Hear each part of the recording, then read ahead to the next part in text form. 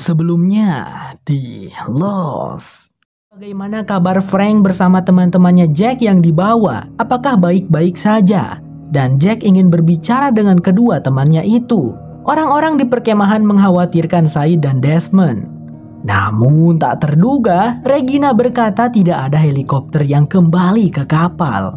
Frank, Said, dan Desmond belum sampai ke sana sama sekali. Oh my god, mendengar hal itu sontak Jack dan kawan-kawan langsung tambah khawatir dan resah. Ini adalah channel Malfest, menghadirkan alur cerita yang sangat the best, bisa menghibur dan menghilangkan stres. Yang belum subscribe ya subscribe dulu guys.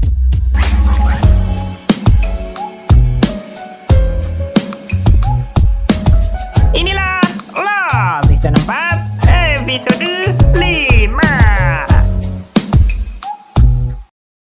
Melanjutkan episode sebelumnya. Di perkemahan pantai, pembicaraan tentang Said, Desmond, dan Frank yang pergi dengan helikopter masih berlanjut. Rekan-rekan mereka itu sudah pergi sehari yang lalu.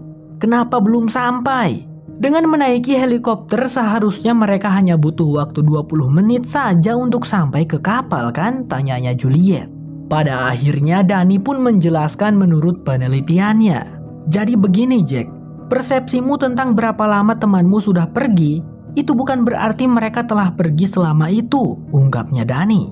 Saya, Jack, dan kawan-kawan sebenarnya lumayan bingung dengan perkataan Dani barusan.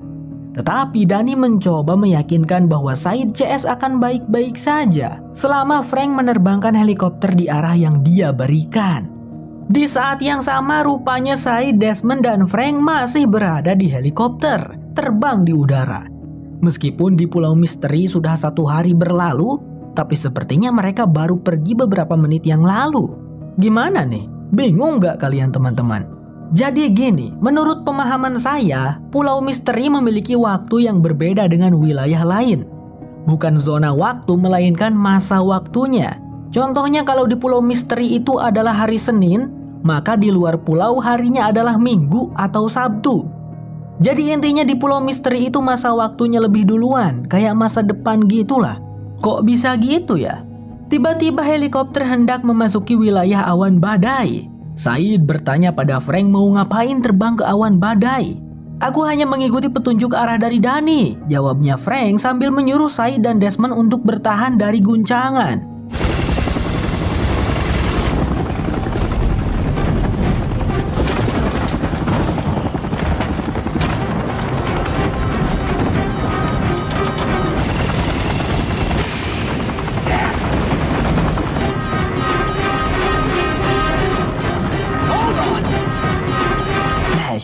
Tiba-tiba Desmond terbangun di tempat lain.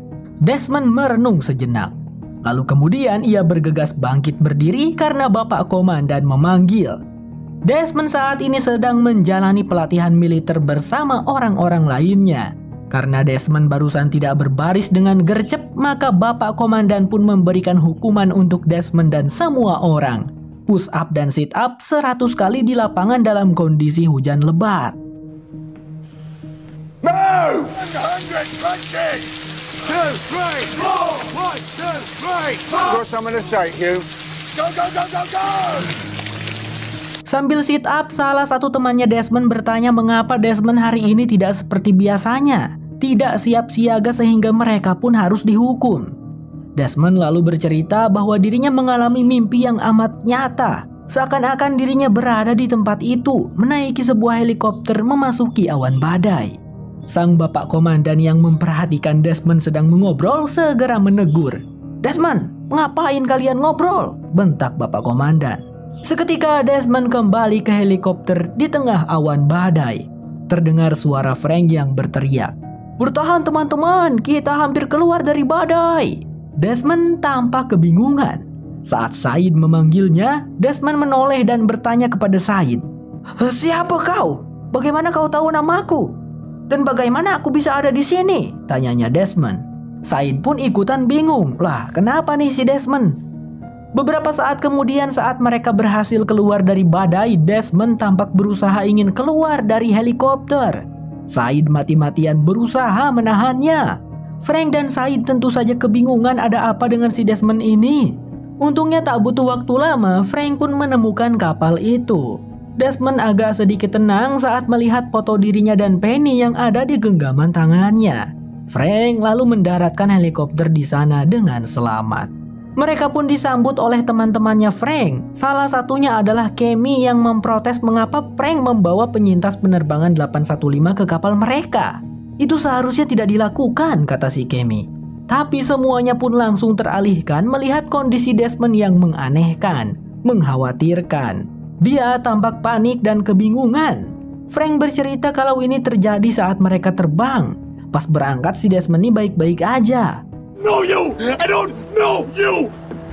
Take it easy. Who are you people? My friend is historian. I'm not your friend! Take it easy. Who are you people? What about He you? was fine when we took off. When we hit Kemi di situ mencoba menenangkan. Mereka akan membawa Desmond ke klinik agar diperiksa oleh dokter mereka. Said dan Kemi menatap ke arah Desmond yang masih panik dan ketakutan. Hah, aku tidak mengerti apa yang terjadi. Aku tidak mengenal siapapun dari kalian. Aku seharusnya tidak di sini. Desmond kembali berada di tempat pelatihan. Dia berdiri sementara teman-teman seperjuangannya masih pada sit up. Si bapak komandan mendekati Desmond dan kembali membentak. Di sini apa Desmond? Ente kadang-kadang gak jelas banget ya. Di situ Desmond tidak bisa menjawab apa-apa selain kebingungan. Bapak komandan kembali berkata, ente ngapain berdiri? Apakah ente ingin lari Desmond? Kalau gitu baiklah, semuanya berdiri dan lari sejauh kilometer. Ayo! Teman-temannya Desmond tampak kesal dengan Desmond yang membuat mereka menjadi kena imbas. Singkat cerita, setelah pelatihan itu selesai, Desmond memutuskan untuk menelepon Penny karena yang ia lihat di mimpi nyatanya itu adalah foto dirinya bersama Penny. Tapi pas mau ke telepon umum, Desmond disenggol oleh salah satu temannya yang masih kesal dengan kelakuan Desmond tadi. Koinnya jatuh, jadi Desmond pun mencoba memungutnya lagi. Bukannya mengambil koin, tangannya malah menyentuh lantai kapal. Dia kembali lagi ke kapal. Desmond seketika ingin berkata kasar. Kemi dan satu rekannya di sana mencoba menenangkan Desmond. Dokter kami akan memeriksamu dan mencari tahu apa yang terjadi denganmu. Jadi tenangkanlah dirimu, oke? Cek si Kemi sambil mengantarkan Desmond ke ruangan klinik. Sesampainya di sana, Kemi malah mengurung Desmond di ruangan tersebut, mengunci pintunya. Desmond kembali panik dan berusaha membuka pintu yang terkunci, tapi detik kemudian pria itu teralihkan dengan seseorang yang terbaring di ranjang pasien. Itu terjadi pada dirimu juga ya? Tanya seseorang itu. Dia adalah George, teman-teman, yang sebelumnya dipanggil-panggil di telepon satelit itu loh. Di saat yang sama, Said berbicara dengan Frank, meminta pria tua itu agar mengizinkannya untuk menghubungi Jack di perkemahan. Frank bersedia meminjamkan telepon satelit, namun Frank meminta agar Said memberikan pistolnya, sebab saat ini situasinya cukup runyam. Kemi tidak suka dengan keberadaan Said yang membawa senjata api ini. Said menurut saja memberikan pistolnya, lalu ia pun langsung menghubungi Jack setelah diberikan telepon satelit oleh Frank. Di seberang sana, Jack yang mendapatkan telepon dari Said tampak benar-benar lega. Jack menanyakan dari mana saja Said kok baru ada kabarnya. Tapi Said tidak punya waktu untuk menjelaskannya. Yang lebih penting saat ini adalah Desmond menjadi aneh. Sesuatu telah terjadi saat penerbangan Jack. Kini Desmond menjadi bingung. Dia tidak bisa mengenaliku dan tidak tahu dirinya sedang berada di mana. Seperti amnesia dia, ungkapnya Said. Apakah benar itu amnesia? Mendengar hal itu, Dani tampak resah. Ia pun mengatakan bahwa Desmond tidaklah mengalami amnesia. Menurut penelitiannya Dani, masuk dan keluar dari pulau ini, beberapa orang bisa menjadi bingung. Dani pun agak ragu menjelaskannya karena ini terdengar cukup mustahil. Di saat yang sama, Desmond di ruang klinik mencoba untuk berbicara dengan George. Tapi pria itu hanya terdiam dengan mata terbuka. Meskipun Desmond mencoba memanggilnya berkali-kali, tapi pria itu hanya terdiam dengan mata terbuka meskipun Desmond mencoba memanggilnya berkali-kali. Dan tak berselang lama, George kembali normal, sambil mengatakan bahwa dirinya barusan berada di biang lala. Saat itu juga, seorang dokter masuk ke ruangan itu. Dia adalah Dr. Ray. George langsung berkata, "Lihat Ray, aku tidak gila. Ini juga terjadi kepadanya Ray," kata si George. Ia kembali menambahkan bahwa itu akan terjadi pada mereka semua jika mereka mulai menuju ke pulau itu lagi. Karena George yang terus berisik, Ray pun terpaksa menyuntikkan obat bius pada pria itu. Desmond di situ semakin bingung, sebenarnya apa yang sedang terjadi. Dr. Ray pun sejujurnya belum terlalu mengerti dengan situasi ini. Ia hanya akan mencoba untuk memeriksa kondisinya Desmond. Tapi ketika Ray mulai memeriksa, Desmond kembali ke kamp pelatihan di momen dia mengambil koin yang jatuh. Ia menengok ke belakang melihat temannya yang menyenggolnya belum pergi jauh. Desmond tanpa membuang waktu segera memasuki telepon umum kemudian menghubungi Penny. Saat mendengar suara Desmond, Penny tampaknya masih kesal. Di situ Desmond berusaha meminta bantuan Penny karena dirinya saat ini sedang dalam masalah dan Desmond ingin bertemu dengan Penny. Mendengar hal itu tentu saja Penny menolak. Desmond mencampakkannya begitu saja lalu bergabung dengan Angkatan Darat dan sekarang meminta bantuannya. Hell no, kata Penny. Penny tidak mau bertemu atau berbicara dengan Desmond lagi. Telepon pun ditutup. Desmond berkata, "Tidak Penny, tolong jangan tutup teleponnya, aku membutuhkanmu." Tapi dirinya pun kembali lagi ke kapal. Where? It doesn't matter. Can I come and see you? No. You are confused, Desmond. No, I'm not. No, listen, Penny, I need you. Membutuhkan Penny gimana? Tanya si dokter. Sebelum sempat menjawabnya, Sai dan Frank keburu datang ke sana. Ray memprotes hal tersebut, tapi Frank berkata ini darurat. Danny di pulau ingin berbicara dengan Desmond.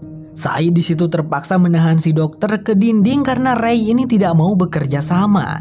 Bahkan di momen itu Ray sempat-sempatnya memencet tombol emergency. Said segera mengunci pintunya. Frank meminta Desmond untuk berbicara dengan Danny yang katanya bisa membantu. Di seberang sana, Danny pertama-tama memperkenalkan dirinya dan berusaha menjelaskan tentang situasi yang terjadi kepada Desmond. Danny menanyakan tahun berapakah ini kepada Desmond. Tanpa disangka, Desmond menjawab tahun 1996. Jack dan Juliet yang ikutan mendengarnya keheranan. Danny di situ juga menanyakan di manakah Desmond berada di tahun 1996. Setelah mengetahuinya, Danny kemudian memberikan perintah jika misalnya Desmond kembali lagi ke tempat semula, Desmond harus pergi ke Oxford, Universitas Oxford, Queen's College, Departemen Fisika. Danny ingin Desmond untuk bertemu dengan dirinya yang berada di tahun 1996. Tapi untuk membuat Danny di masa lalu percaya pada Desmond, Danny pun mengatakan sesuatu sebagai passwordnya. Bukan luak white copy, tapi begini passwordnya. Aturlah perangkat di 2,342 dengan osilasi 11 Hz. Entah apa maksud si Danny ini, tapi Danny juga menambahkan password kedua untuk berjaga-jaga, yaitu aku tahu tentang Eloise. Danny meminta agar Desmond jangan banyak bertanya, cukup lakukan saja permintaannya itu. Sebab ini satu-satunya cara untuk menolong Desmond. Oke, jawab si Desmond sambil mencoba menuliskannya di telapak tangannya. Saat itu juga Cammy dan kawan-kawan datang ke sana mendobrak pintu, menghentikan sambungan telepon itu. Kenapa ya si Cammy ini resek banget, padahal kan cuma telepon doang. Saat itu juga Desmond kembali lagi ke masa lalu, masih di ruangan telepon umum. Coretan catatan di tangannya tentu saja tidak ada. Tapi syukurnya Desmond masih mengingatnya, mengingat passwordnya. Singkat cerita, Desmond sampailah di Universitas Oxford dengan setelan yang sudah berbeda. Tidak terlalu sulit bagi Desmond untuk bisa menemukan Danny di sana. Daniel kayaknya adalah seorang dosen di sana. Desmond lalu segera menyapanya, memperkenalkan dirinya dan mencoba menjelaskan yang terjadi kepada dirinya dari awal sampai akhir. Danny mengernyitkan dahinya. Ceritanya Desmond ini benar-benar sulit untuk dipercaya. Desmond lalu berkata, aku tahu passwordnya Danny. Atur perangkat pada 2,342 dan pastikan berosilasi di 11 Hz. Mendengar itu, Danny cukup merasa heran. Siapakah yang memberitahu Desmond angka itu? Ya tentu saja dirimu di masa depan Danny, jawab Desmond dengan kesal. Danny masih tidak percaya. Oke, password kedua. Aku tahu tentang Eloise, cek Desmond teh. Ya, seketika Danny langsung membawa Desmond ke ruangan kerjanya. Kali ini Danny percaya karena hanya Danny lah seorang yang tahu tentang Eloise. Tanpa menjelaskan apapun, pria gondrong itu segera mengoperasikan sebuah alat miliknya, lalu mengambil seekor tikus putih dari kandang yang namanya adalah Eloise. Danny kemudian menyetel alatnya sesuai dengan angka yang diberikan oleh Desmond. Setelah itu terlihat alatnya memancarkan sinar merah yang dipancarkan ke si tikus. Danny menunggu beberapa saat dulu sebelum membuka pintu labirin tikus itu, membiarkan sang tikus berlarian di labirin tersebut. Danny tampak sangat takjub saat tikus tersebut bisa melewati labirinnya dengan mudah tanpa ada kendala yang berarti. Luar biasa, cenah. Desmond yang heran bertanya apa sih yang luar biasa dari tikus berlarian di labirin? Yang luar biasa adalah Danny baru membuat labirin tersebut tadi pagi. Dan Danny baru berencana akan mengajari Eloise lolos dari labirin tersebut adalah sore nanti. Mendengar itu Desmond mengerti. Oh, jadi apa kau mengirim tikus itu ke masa depan? Tanya Desmond. Danny menjelaskan lebih tepatnya kesadaran si tikus itu. Danny mengirimkan kesadaran si tikus ke masa depan sehingga tikus itu pun sudah tahu tentang labirinnya.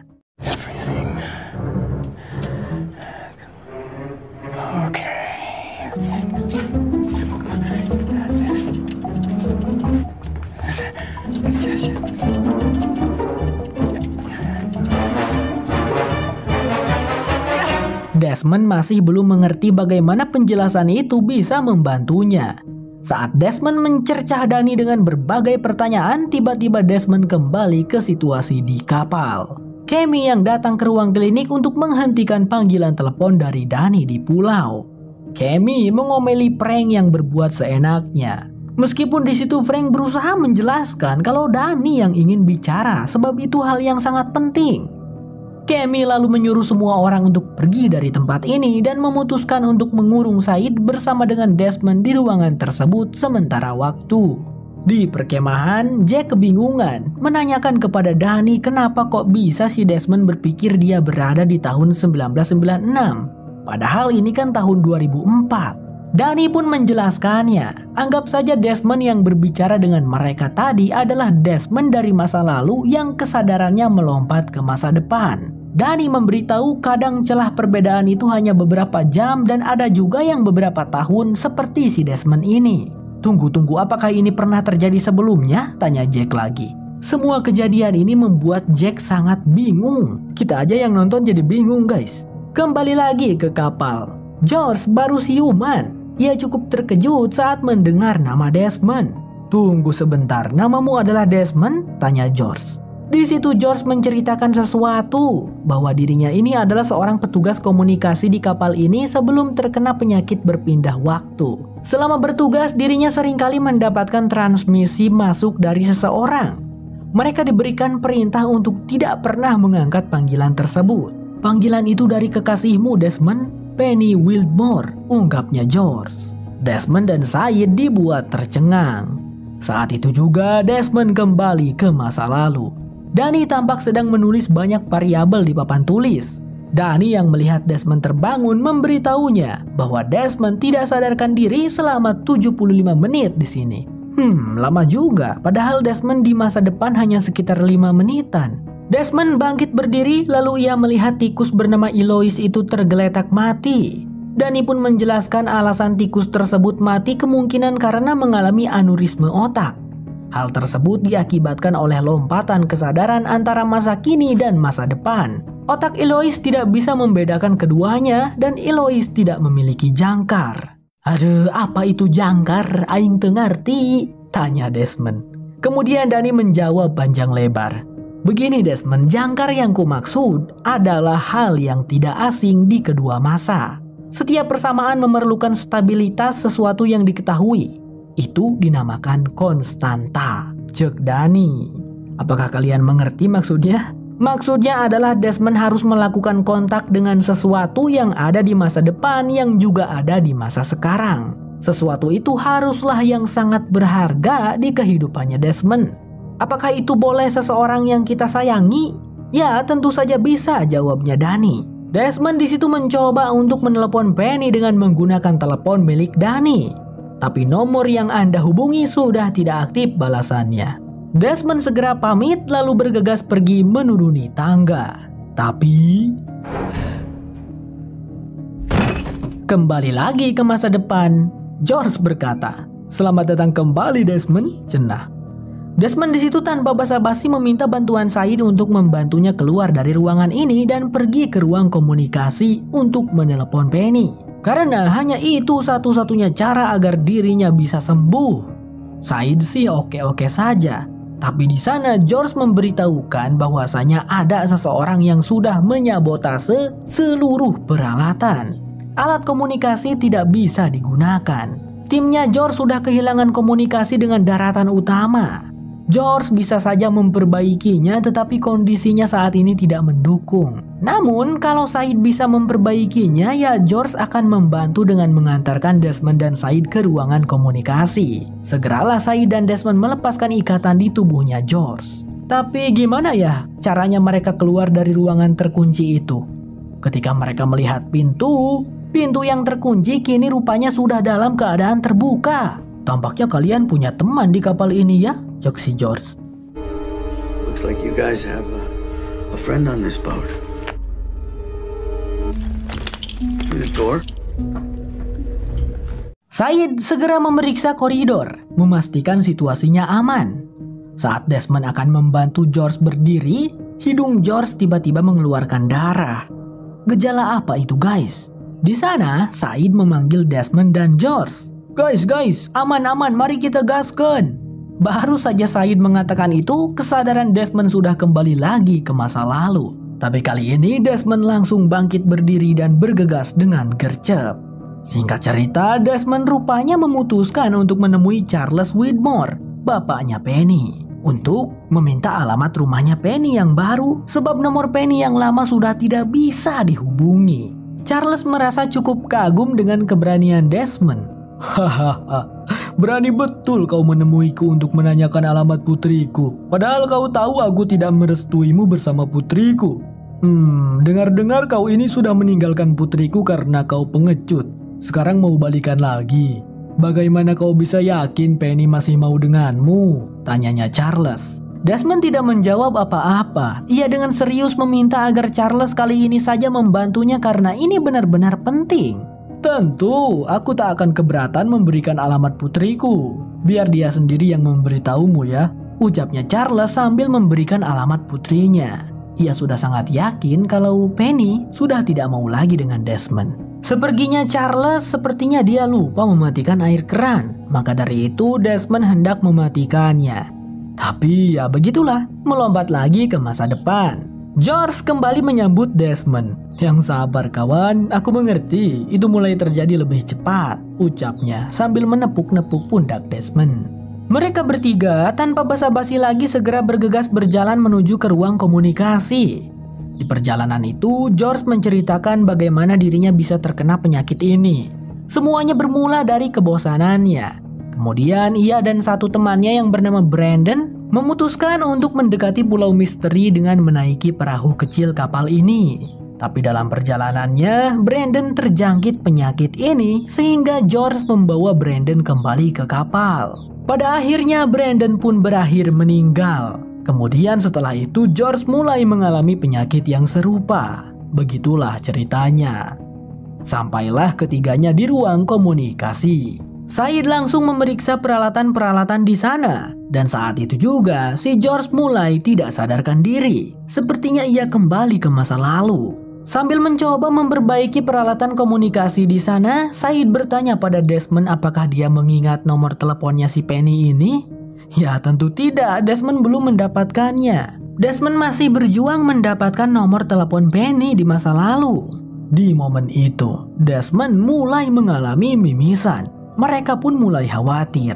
Apalagi saat George tiba-tiba terbangun namun terlihat kejang-kejang. Aku tidak bisa kembali. Ucap pria itu yang kemudian merenggang nyawa.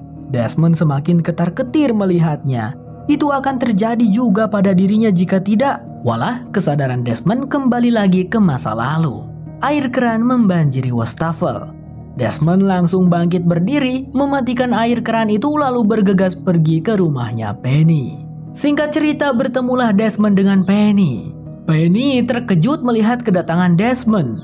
Awalnya wanita itu tidak mau berbicara apapun dan hendak menutup pintu rumahnya. Tapi Desmond memohon-mohon, meminta Penny untuk membiarkannya bicara sebentar saja karena saat ini nyawanya Desmond dalam bahaya.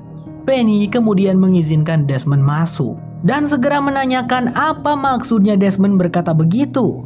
Begini Penny, aku tidak punya cukup waktu untuk menjelaskannya. Aku hanya minta nomor telepon barumu karena aku membutuhkannya. 8 tahun dari sekarang aku perlu untuk menelepon dirimu. Aku minta maaf atas semua kesalahanku padamu, maafkan aku. Tapi kumohon untuk kali ini saja kau mau mendengarkanku Penny. Tolong berikan nomor teleponmu. Desmond berjanji tanggal 24 Desember 2004 Desmond akan menelepon Penny. Wanita itu matanya tampak berkaca-kaca. Untungnya Penny mau memberikan nomor teleponnya. Meskipun sepertinya Penny tidak terlalu percaya dengan ceritanya Desmond ini. Desmond di situ langsung berusaha menghafalkannya karena jika dicatat juga tidak ada gunanya. Penny lalu mengusir Desmond agar segera pergi dari rumahnya. Desmond di situ berusaha bicara, meminta agar Penny jangan pernah mengganti nomor teleponnya apapun yang terjadi. Karena 8 tahun dari sekarang, Desmond akan menelepon Penny. Desmond berjanji. Apakah Penny akan mempercayai Desmond? 7946. If I give you the number, will you leave? Kau harus mempercayaiku Penny, ucap Desmond yang seketika itu juga Desmond kembali ke masa depan. Di momen itu untungnya Said sudah selesai memperbaiki alat komunikasinya. Ia langsung mempersilahkan Desmond untuk segera menggunakannya. Said tampak bersyukur mengetahui Desmond sekarang sudah dapat nomor telepon Penny-nya. Tapi ya semoga saja Penny masih menggunakan nomor telepon ini. Butuh waktu beberapa agak lama hingga akhirnya telepon itu tersambung. Siapa sangka ternyata Penny masih menggunakan nomor telepon tersebut sampai detik ini. Betapa bahagianya keduanya mendengar suara satu sama lain. Setelah sekian lamanya, mereka berdua tidak pernah bertemu atau mendengar kabar. Desmond, aku sudah mencarimu selama 3 tahun terakhir ini, ungkapnya Penny dengan penuh haru. Desmond di situ lalu menceritakan semua yang terjadi pada dirinya kepada Penny. Dengan terjadinya kontak antara Desmond dengan Penny, sekarang Desmond sudah bisa mengingat semuanya. Ia meminta maaf karena sudah meninggalkan Penny. Penny pun di situ berjanji kepada Desmond bahwa dirinya tidak akan pernah menyerah untuk menemukan Desmond. Penny akan melakukan apapun untuk menemukan Desmond. I'll find you, Dad. I promise. No matter what. I'll come back to you. I won't give up. I love you. I love you too. Promise. I love you. Dan telepon pun terputus. Said berkata bahwa sumber tenaganya sudah mati, hanya itu saja yang tersisa. Desmond yang sudah mengingat semuanya di situ berterima kasih kepada Said karena sudah membantunya. Di bagian akhir diperlihatkan Dani yang membuka satu persatu lembaran di jurnalnya dan ia pun menemukan catatan dirinya di sana yang bertuliskan, jika ada yang salah, Desmond Hume akan menjadi konstantaku. Dani pun baru mengingatnya tentang dulu Desmond yang pernah menemuinya. Bagaimana ia bisa lupa dengan hal itu? Tapi kejadian itu memang sudah lama, 8 tahun yang lalu. Ini memang terjadi di masa lalu ya guys. Paradoks apa teh namanya lupa saya. Jadi kalau kalian mengira Desmond mengubah masa lalu dan baru saja membuat tulisan baru di jurnalnya Dani muncul, itu salah. Catatan itu memang sudah ditulis Dani 8 tahun yang lalu. Kalau kamu suka dengan channel ini, jangan lupa pencet subscribe-nya teman-teman. Sampai jumpa lagi di episode berikutnya. Bye-bye. 아무것도 몰라 하는 듯변성 정봐요 이젠 지쳐가요 이젠 지쳐가요 우리 그만 만나요 난 문을 걸어가고 있어 Baby I don't